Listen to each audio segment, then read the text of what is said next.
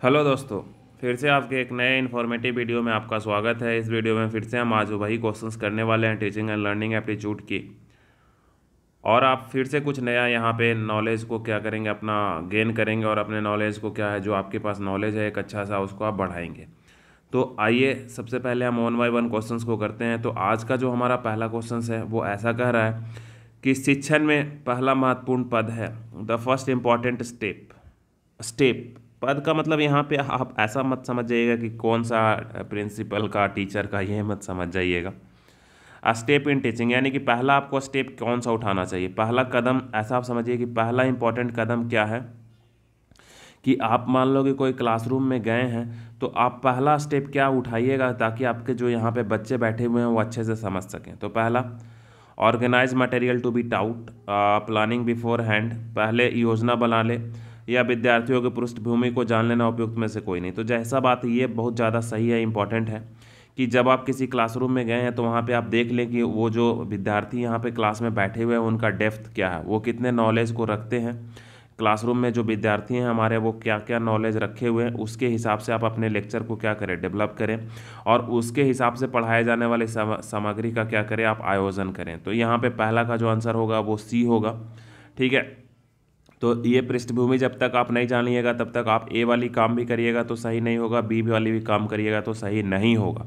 तो यहाँ पे आंसर कौन सा होगा हमारा दोस्तों, सी नंबर होगा। नेक्स्ट वन क्वेश्चन, आज का हमारा जो दूसरा क्वेश्चन है इसमें अगर हम बात करें तो कह रहा है कि यदि अध्यापक एक विद्यार्थी के प्रश्न का उत्तर देने में सार्थ नहीं है तो आपको क्या कहना है।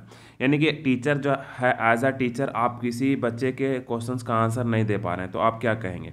तो पहला कि कहना कि परामर्श के पश्चात वह उत्तर देगा, विद्यार्थियों पर झिड़केंगे, तो ये तो परापड़ गलत है, प्रश्न गलत है, ये भी गलत है। अपनी अज्ञानता के प्रति संकोच करेंगे, तो जैसा कि हमारे आप प्रीवियस लेक्चर में देख चुके होंगे उसके आधार पे आप खुद ही कह सकते हैं कि ये आंसर क्या है हमारा, गलत है, और हमारा जो पहला आंसर है वही क्या है, सही है। तो इतना वीडियो मैं आपको प्रोवाइड कर चुका हूँ, जितना आप पुराना हमारा 20 वीडियो और जो अभी नया वीडियो आ रहा है वो सब आप देख लीजिएगा। तो टीचिंग एंड लर्निंग में आप सफिशिएंट मार्क्स लेके आ सकते हैं। बिना मतलब का आप क्या करते हैं, सीटेट में का क्वेश्चंस करते रहते हैं, या फिर स्टेट टीईटी का, यूपी टीईटी का, जो भी टेट होता है ना उसका क्वेश्चंस क्या होता है, बहुत ही टिपिकल होता है। वो इसलिए टिपिकल होता है क्योंकि मैं आपको बार बार ये बताता हूँ कि आप 2 साल जब बीएड कर लेते हैं और 2 साल के बीएड कोर्स में जब आप जितना पेडागॉगी पढ़ते हैं ना, 2 साल में 2 पेपर आप पढ़ते हैं, फर्स्ट ईयर और सेकेंड ईयर में, उसके बेसिस पे वो टेट में, सीटेट में एग्जाम होता है, जो भी टेट होता है, स्टेट टेट। लेकिन एंट्रेंस एग्ज़ाम जब आप देने जाते हैं 2 ईयर में एडमिशन लेने के लिए, तब आपको वो सिलेबस के बारे में नहीं पता होता है, तो आपसे बेसिक क्वेश्चंस पूछा जाता है कि जो आप खुद सोच सके और आंसर दे सके। ठीक है, अब एक दो क्वेश्चन वैसा आ जाएगा तो वो एग्जामिनेशन का गलती है, बेवकूफ़ वो है कि जो पेपर बना रहा है, ठीक है, उसको वैसा क्वेश्चन देना ही नहीं चाहिए। लेकिन मिनिमम वैसा क्वेश्चंस ना के बराबर आने के चांसेस हैं। तो फिर से मैं एक बार बता देता हूँ कि अब जब आप बीएड एंट्रेंस एग्ज़ाम देने जा रहे हैं तो उसके लिए जो हमारा 20 पहले का वीडियो है और 20 जो नया आ रहा है, ये 40 वीडियो क्या है, सफिशियंट है। तो फर्दर आगे अगर हम बात करें आज के हम अपने तीसरे क्वेश्चंस पे दोस्तों, तो कह रहा है यदि आपकी कक्षा में अधिकांश विद्यार्थी कमज़ोर हैं, है ना, तो आप क्या करेंगे। तो ये बड़ा ही अलग तरह का क्वेश्चन है। यानी कि if majority of students in your class are weak, तो अपने शिक्षण को धीमा करेंगे। आप देखिए यहाँ पे मेजोरिटी की बात करा, सबकी बात नहीं करा। एक क्लास है उसमें मान लो कि ये मेजोरिटी जो है हमारा वीक है और ये हमारा वीक नहीं है, ये वाला सिचुएशन, ये वाला। तो अब आप इस तरह से सोचिए कि अपनी क्लास को धीमा करेंगे, उनकी परवाह नहीं करेंगे, तो ये तो सरासर गलत हो गया। अपनी शिक्षण गति को तेज रखेंगे ताकि विद्यार्थियों को बोध रट स्तर बढ़ा सके। Keep your speed of teaching so that student comprehension level में इंक्रीज। तो ये तो जब वीक है तो वो इंक्रीज कर नहीं पाएगा, किसी और साधन को हमको अपनाना पड़ेगा। तो पहला ऑप्शन अभी तक हमको सही लग रहा है। फिर दूसरा डी पे आते हैं, तो कह रहा है कि अपने शिक्षण को धीमा करने के समय बुद्धिमान व्यक्तियों को अलग से निर्देशित करेंगे। देखिए ये से ज़्यादा एक्यूरेट ये सही है क्योंकि ये वाली बात तो यहाँ लिखा हुआ है, लेकिन ये जो यहाँ पे ये सेक्शन बच रहा था बुद्धिमान व्यक्ति वाला, उसको भी यहाँ पे इंक्लूड कर दिया इन्होंने इस ऑप्शन में। तो इसका आंसर कौन सा होगा दोस्तों, डी नंबर होगा। इसका आंसर कौन सा होगा, डी नंबर होगा। ये आपको ध्यान रखना है। फर्दर आगे हम 13th के बाद अगर हम 14th पे बात करें तो कह रहा है कि विद्यार्थियों को के साथ अच्छी अंतःक्रिया विकसित करने हेतु अध्यापक को, है ना, क्या करना चाहिए, मतलब कि to develop good interaction, interaction यानी कि बच्चों के साथ आपका अच्छा व्यवहार हो, इंटरैक्शन हो, इसके लिए आपको क्या करना चाहिए। तो कक्षा में प्रजातांत्रिक वातावरण, डेमोक्रेटिक इन्वायरमेंट लाना चाहिए, गुड गाइड देम, उनको गाइड करना चाहिए, focus on developing good communication ability. तो बात तो सब सही कह रहा है। और यहाँ पे देखिए हमको ये भी मिल गया कि ऑल ऑफ द दीज लिखा हुआ है, यानी कि ये सारा सही हमको लगभग लग रहा था और यहाँ ऑल ऑफ दीज हमको मिल भी गया। तो यहाँ पे ये आंसर हमारा क्या है, मोस्ट एक्यूरेट है। और आपको पता है कि टीचिंग एंड लर्निंग एप्टीट्यूड में 2 ऑप्शन भी हमको सही लगते हैं, लेकिन 2 ऑप्शन में भी हमको वो वाली आंसर लगाना है कि जो क्या है सबसे ज़्यादा सही है। अगर हम 14th के बाद 15th यानी कि आज के 5वें नंबर के क्वेश्चंस पे बात करें तो कह रहा है कि एक अध्यापक पेशेवर है यदि, यानी कि teacher as a professional, teacher को यहाँ प्रोफेशनल है कैसे, तो वह किसी पेशेवर आचार संहिता का अनुकरण करता हो, यानी कि follow the professional code, getting salary for his profession, salary पा रहा है तो ये तो कुछ ऐसा नहीं कि प्रोफेशनल हो गया। प्रोफेशनल का मतलब वो अपने जो वो काम करने आया है उसके प्रति ईमानदार हो, वफादार हो, वो उसमें वो क्या हो, उसका बैलेंस हो, वो मतलब कि सब काम उसके प्रति, सारा काम ये जो काम करने आया ना उसी के प्रति उसका अंतर नहीं तो। कह रहा है professional teacher training degree, all of the above. तो देखिए बी तो पहले ही गलत हो गया था, तो यहाँ पे ए होगा नहीं तो सी होगा, तो ए सी में ज़्यादा सही क्या है, ठीक है। तो देखिए यहाँ पे क्या है, वो सब लोग जो पढ़ाने आएगा उसके बाद टीचिंग का डिग्री तो होगा ही होगा, ठीक है। लेकिन ये हम क्या बोले कि जो पढ़ाने में जितना चीज़ का यूज होता वो सारा उसके पास हो, यानी कि प्रोफेशनल कोड ऑफ कंडक्ट, यानी कि जो उस प्रोफेशन में, जैसे कि हम कहीं वर्क करने गए हैं तो उसके प्रति ईमानदार हो, हम टीचिंग करने गए हैं तो टीचिंग में जो भी आचार संहिता यानी प्रोफेशनल कंडक्ट है, कोड है, उसको हम क्या करें, अनुसरण करें। तो इसका आंसर क्या होगा, ए होगा, कि वह किसी भी पेशेवर आचार संहिता का अनुकरण करता हो। तो इसमें जो बच्चे करके आएंगे वो 50-50 करके आएंगे, 50% 50%, 50 ऑप्शन ए के साथ जाएंगे, 50 ऑप्शन सी के साथ जाएंगे, ठीक है। और बहुत से लोग डी के साथ भी जा सकते हैं। तो इस तरह के क्वेश्चंस में क्या होगा, गलत होने के चांसेस रहेंगे, लेकिन आप इतना डिस्कशन देख के जाइएगा तो आप वहाँ पे अच्छे से कर ले जाइएगा, तो इसके लिए बहुत ज़्यादा परेशान होने का ज़रूरत नहीं है। नेक्स्ट वन अगर हम बात करें आज के 6 नंबर क्वेश्चंस में, तो शिक्षण प्रभावशाली होना यदि, यानी कि टीचिंग विल बी इफेक्टिव, कब टीचिंग इफेक्टिव होगा, तो कक्षा का वातावरण प्रजातांत्रिक हो, तो ये तो होना चाहिए, हम अभी पहले देख चुके हैं। विद्यार्थियों को सहानुभूति, प्रेम एवं प्रोत्साहन दिया जाए, तो ये भी विद्यार्थियों को देना चाहिए। दुर्व्यवहार छात्रों को दंड वाला तो पहले ही गलत हो गया। और ए बी जो दोनों हमको सही लग रहा है, और ये डी में दिया हुआ है कि ए और बी दोनों, तो इसका आंसर क्या होगा, डी होगा, जैसा कि आप पहले ही सोच चुके होंगे अभी तक हमारे बताने से पहले। 16 के बाद अगर हम 17 में बात करें तो कह रहा है कि अध्यापकों की व्यावसायिकता में शामिल नहीं है, ठीक है, यानी कि that in teacher profession professionalism में जो अभी हम कोड ऑफ कंडक्ट पढ़े उसमें क्या नहीं आना चाहिए टीचर के लिए, तो पहला ठीक है, एड्रेंस द प्रोफेशनल एथिक्स, तो ये तो होना चाहिए, प्रोफेशन का जो एथिक्स है, एड्रेस, ठीक है, एड्रेंस टू रिस पर्सनालिटी टुवर्ड्स कलीग्स, तो ये भी होना चाहिए। धार्मिक पक्षपात का अनुपालन और सामुदायिक कल्याण का अनुपालन, तो ये दोनों में कौन सा आंसर आपको लग रहा है, सी, ठीक है। टीचर के कोड में ये नहीं आता है कि आप धार्मिक पक्षपात करें, आप कोई भी कम्युनिटी के लोग को पढ़ा रहे हैं, आप एक टीचर हैं, तो आपके लिए ये कम्युनिटी मायने नहीं रखता, आपके लिए सब क्या है, स्टूडेंट है, आपके लिए सभी लोग क्या है, स्टूडेंट है। तो ये बात आपको क्या करनी है, ध्यान रखनी है कि आपके लिए सभी और सभी बच्चे क्या हैं, स्टूडेंट है, तो ये आपको ध्यान रखना है। आगे अगर हम आज का 8th क्वेश्चन देखते हैं दोस्तों, तो 8 में कह रहा है कि विथ डीलिंग विद एड, ठीक है, एडोलेसेंस, यानी कि कोई किशोर है आपके पास, किशोर का मतलब कि वो अभी टीनेजर्स है, ठीक है, तो उसके साथ आपका कैसा व्यवहार करना चाहिए किशोर के साथ। तो कह रहा है कि डीलिंग विद, ठीक है, एडोलेसेंस, ठीक है, तो किसी समस्या की स्थिति में प्रधानाचार्य से शिकायत करना चाहिए। तो देखिए शिकायत वाला आंसर इसमें जनरली ना के बराबर होता है। उनके साथ स्पष्ट रहकर उनकी ऊर्जा को रचनात्मक तरीके में लगाना चाहिए, ठीक है, उनके साथ खेलना चाहिए उपयुक्त। तो ये देखिए ज़्यादा एक्यूरेट आंसर तो ऐसे ही दिख रहा है कि जो बच्चा अभी एडल्ट है, ठीक है, सॉरी एडोलसेंस में है, यानी कि वो उनमें अभी क्या हो रहा है, विकास हो रहा है, तो किशोर हैं अभी, तो उनके ऊर्जा को हम लोग क्या करें, उनके साथ फ्रैंक रहें और उनके एनर्जी को हम क्या करें, एक कंस्ट्रक्टिव वे में लेके जाएं। बहुत बच्चे क्या होते हैं, डिसकंस्ट्रक्टिव वे में चले जाते हैं, गलत संगति में पड़ जाते हैं, तो उनका जो ऊर्जा होता है वो नेगेटिव डायरेक्शन में चला जाता है और फिर वो अच्छे से अपने एम को जस्टिफाई नहीं कर पाते हैं। तो इसलिए इसका आंसर क्या होगा, बी नंबर होगा कि उनके साथ स्पष्ट रहकर हम उनके ऊर्जा को क्या करें, एक कंस्ट्रक्टिव वे की ओर लेकर जाएं। नेक्स्ट वन अगर हम आगे बात करना चाहें आज के क्वेश्चन 19 नंबर में, तो कह रहा है कि शारीरिक रूप से विकलांग विशिष्ट विद्यार्थी हो तो विद्यालय निम्नलिखित में से क्या आवश्यकता है। For a physically disabled special student the following essential should be. तो आवश्यक सामग्री की सुविधा होना चाहिए, छात्रवृत्ति की सुविधा होना चाहिए, कक्षा शौचालय में उचित प्रवेश की सुविधा होना चाहिए, भोजन की व्यवस्था होना चाहिए। तो देखिए यहाँ पे आवश्यक सामग्री, तो सामग्री में क्या होता है, ये शौचालय वगैरह नहीं आता है। तो इसके साथ ए के साथ भी आप जा सकते हैं और सी के साथ भी जा सकते हैं। ज़्यादा अच्छा इसका आंसर सी ही है और बोर्ड भी शायद सी ही आंसर इसका दिया था।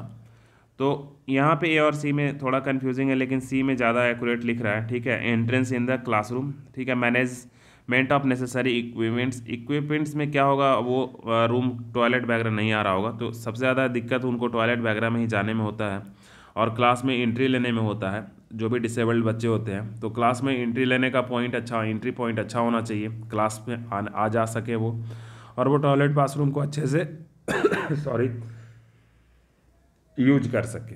तो इसका आंसर सी नंबर होगा। आज का हम अपना 10वां क्वेश्चन जो कर रहे हैं वो कुछ ऐसा है कि बेहतर कक्षा कक्ष वातावरण हेतु एक अध्यापक को अपनाना चाहिए। ठीक है, तो डोमेक्रेटिक बिहेवियर अपनाना का चाहिए और क्या, जैसे कि हस्तक्षेप निरंकुश भी अपनाइएगा तो क्या होगा, उपयुक्त में से कोई नहीं। तो इसमें जो आंसर होगा लोकतांत्रिक शैली को हम क्या करेंगे, अपनाएंगे।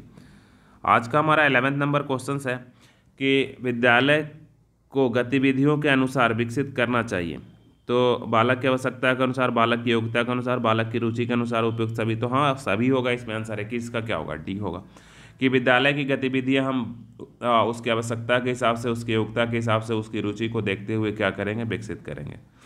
22 नंबर है, यदि छात्रों को दो गुट आपस में झगड़ रहे हो तो आप क्या करेंगे। प्रधानाचार्य को सूचित करेंगे, पुलिस को शिकायत करेंगे। नहीं, पुलिस से पहले हमारे पास प्रिंसिपल बैठे हुए हैं, किसी एक गुट के का सार्थक समर्थन करके ये तो और गलत हो गया सरासर। चूँकि आप अकेले हैं तो स्थान छोड़ के भाग देंगे, तो ये भी गलत हो गया। तो इसका एक ही आंसर बचा ही कि हम प्रधानाचार्य को क्या करेंगे, सूचित करेंगे। ठीक है, इसमें ऐसा रहता है कि पहले अपने स्तर से आप देखने का कोशिश करेंगे तो वो भी आंसर हो सकता था। ठीक है, लेकिन उस समय में प्रधानाचार्य का ऑप्शन नहीं रहता। तो ठीक है, क्योंकि स्कूल में कोई भी झगड़ा वगैरह होता है तो प्रिंसिपल को सूचित करना जरूरी है।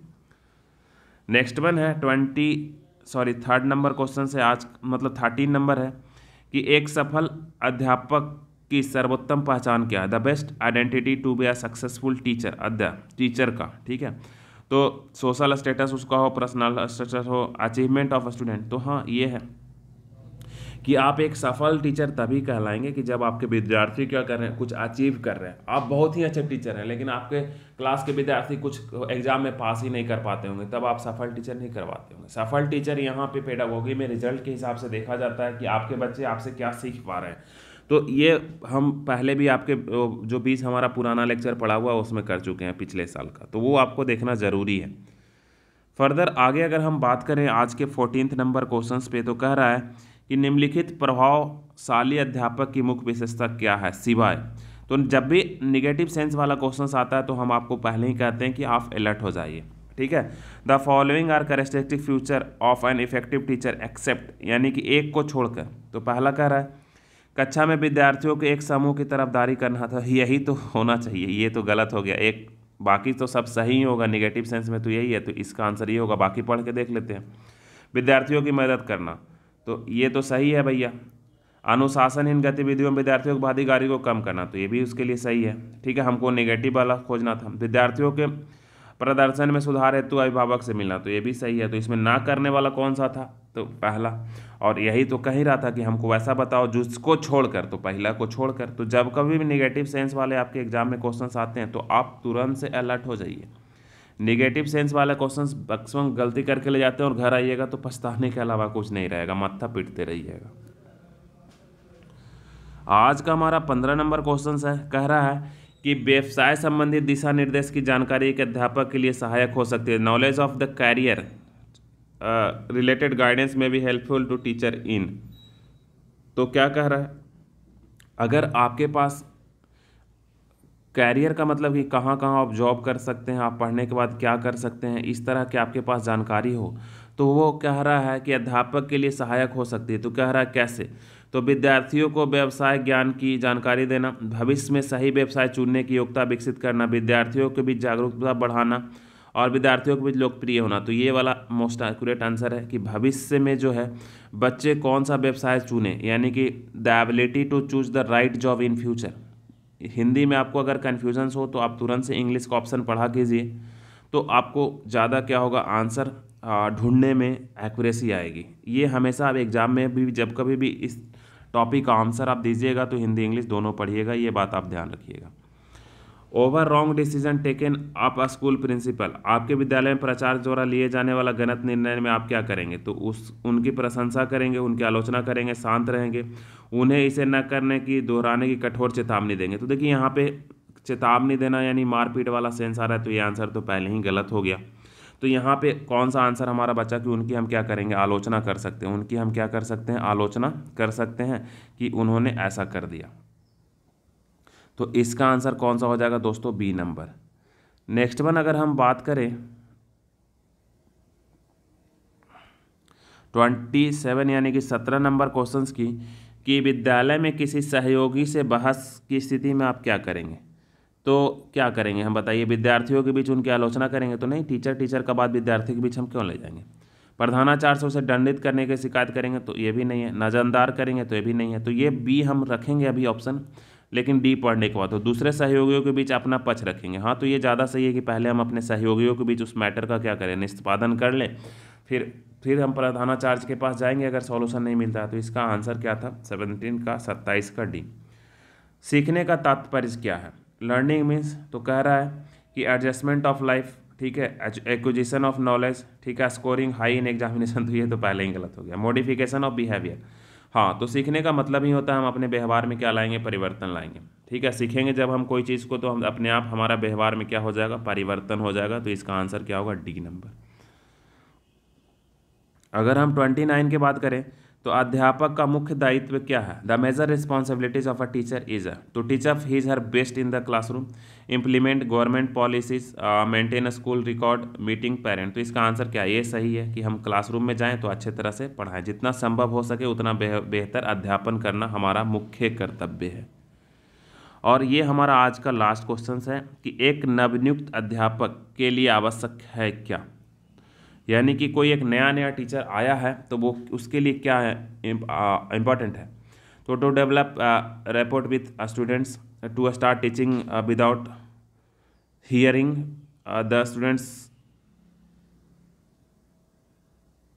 केयरिंग है, सॉरी हियरिंग नहीं, caring the students like dislike, present the board outline of the subject. तो देखिए यहाँ पे क्या है, ऑप्शन नंबर पढ़िए फिर से तब आपको समझ में आएगा। कह रहा है अपनी कक्षा में विद्यार्थियों के साथ तालमेल विकसित करना, तो ये तो उसके लिए ज़रूरी ही है। विद्यार्थियों की पसंद और नापसंद की परवाह ना करते हुए शिक्षण को प्रारंभ करना, ठीक है, तो ये तो पहले ही गलत हो गया। अब ए और सी बचा, डी भी हमारा क्या हो गया, गलत हो गया। तो विषय की विस्तृत रूपरेखा प्रस्तुत करना, तो देखिए आप जाइएगा और पहले ही सब्जेक्ट पे रूपरेखा प्रस्तुत करने लगिएगा तो फिर बच्चे क्या लेंगे, आपसे इंटरेस्ट नहीं लेंगे। तो सबसे पहले आपको क्या करना है, विद्यार्थियों के साथ तालमेल आप क्या करिए, विकसित करिए। इसलिए इसका आंसर क्या होगा, ए नंबर होगा। तो ये हमारा क्वेश्चंस का सीरीज जो चल रहा है, फिर इसी तरह से और लेक्चर आपको जैसे ही हमको टाइम मिलेगा तो आपके लेक्चर आ जाएंगे, लेकिन टाइम पे आ जाएंगे, ये इतना आप रहिए। हम जो भी 10 दिन का टाइम आपको दिए हैं पिछले लेक्चर में, पिछले लेक्चर में, उसके पहले ही आपका आ जाएगा। यानी कि आज 15 तारीख हो गया, तो 25 के पहले सारे लेक्चर आ जाएंगे, 20 के 20 लेक्चर, ये हमारे तरफ से कमिटमेंट है, तो आ जाएंगे। तो आज के लेक्चर में इतना ही, थैंक यू। फिर हम लोग मिलते हैं एक नए लेक्चर में, तब तक के लिए धन्यवाद।